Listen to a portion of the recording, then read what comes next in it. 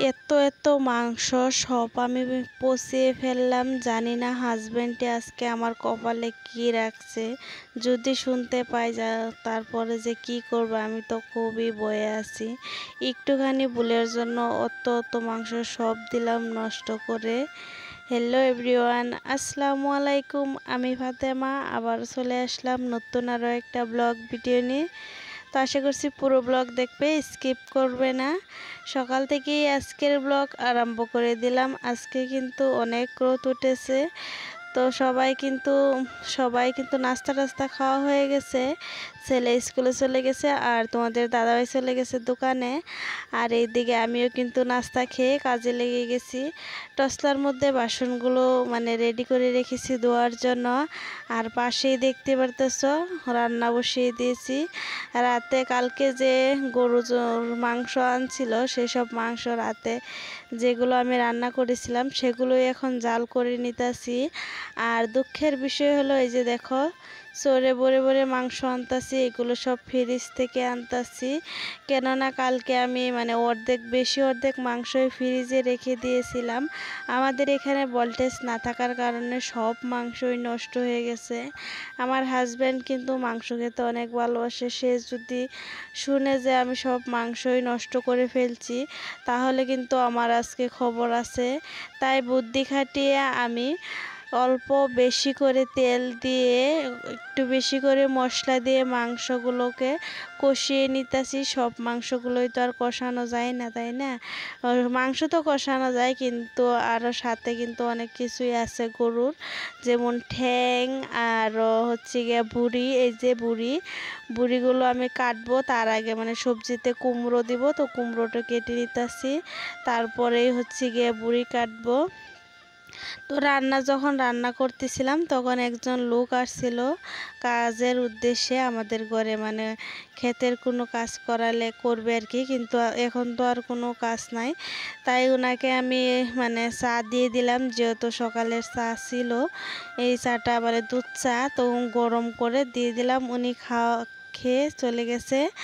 আর আমি রান্না বান্না বসিয়ে দিয়ে চলে আসলাম। এখনও কিন্তু পুরো রান্না হয় নাই, কিন্তু অনেক রোদ উঠে গেছে। তার জন্য ভাবলাম যে গরুটাকে শ্যামার মধ্যে নিয়ে আসি। এখানে অল্প কয়টা খের আর পানি দিয়ে গরুটাকে এখানে বেঁধে দিলাম। অনেক রোদ। তারপরে ঘরে চলে আসলাম। তো ঘরে এখন ঘরটাকে ঠিকঠাক করে সাফা করব।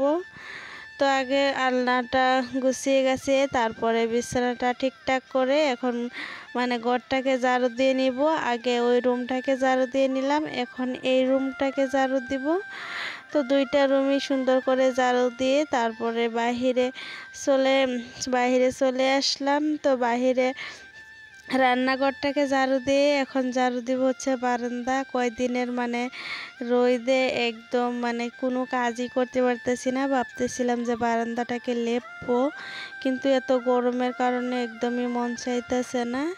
তো বারান্দাটাকে ঝাড়ু দিয়ে এতগুলো বাসন নিয়ে বসে গেলাম। যেহেতু কালকে মাংস রান্না হয়েছিল, তার জন্য কিন্তু অনেক বাসন লেত্রা হয়েছে। তো রাতের আর সকালের দুই টাইমের বাসনই আমি নিয়ে বসে গেলাম। তো একটা একটা করে সবগুলো বাসনই ধুয়ে নিলাম। আগে কিন্তু গুঁড়াগাড়া যে বাসনগুলো ছিল সেগুলো ধুয়ে নিছি, আর এখন এই কয়টা ধুয়ে নিব। তো বাসনগুলো ধুয়ে তারপরে আবারও আমার এখনও কিন্তু চুলার মধ্যে পুরো রান্নাই করে হারি নাই। তো বাসনগুলো ধুয়ে তারপরে আবারও হচ্ছে গিয়ে অন্য কাজ করব। তো আজকের ভিডিওটা কে কোথা থেকে দেখতেছো কমেন্টে বলবে। তোমাদের কাছে যদি ভালো লাগে প্লিজ আমার চ্যানেলটাকে সাবস্ক্রাইব করে ভিডিওতে একটা লাইক করে দিও। আর যারা আমার পুরনো সাবস্ক্রাইবার আছে তাদেরকে অনেক অনেক ধন্যবাদ, অনেক অনেক ভালোবাসা রইল তোমাদের জন্য। তো এখানে বাসনগুলো ঘরে রেখে তারপরে এই যে দেখো কতগুলো কাপড় নিয়ে বসে গেলাম। সব কাম একসাথে করে নিলেই তারপরে না একটু রেস্ট লওয়া যায়। তো একসাথে সব কাজ করে নিলাম। রান্না বান্না যা কাজ ছিল সব কাজ করে এখন ভাত খেয়ে নিলাম।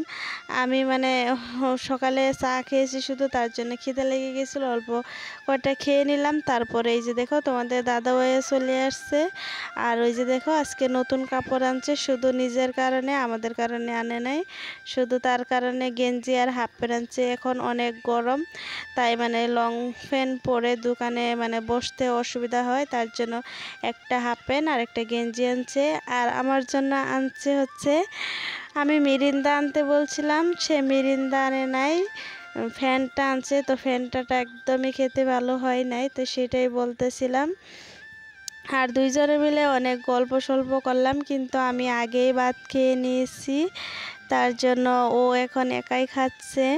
আর ছেলে কিন্তু খেলা করতেছে। ছেলের কোনো খাওয়ার কোনো টাইম টেবিলই নাই, তাকে জোর জবরদস্তি অল্প অল্প খাইয়ে দিতে হয়। তো খাওয়া দাওয়া করে সে চলে গেছে দোকানে আবারও। আর আমি বিকালবেলা উঠানটাকে ঝাড়ু দিয়ে নিলাম, আবারও মানে সন্ধ্যাবেলা খাওয়ানোর জন্য অল্প কয়টা খেয়েরও এনে রাখলাম, যাতে রাতে খাওয়াতে পারি। আর সব কাজ কাম করে আবার গোসলটা করে নিলাম, কেননা অনেক গরম লাগতেছিল। আজকে দুইবারই হয়ে গেল গোসল করা।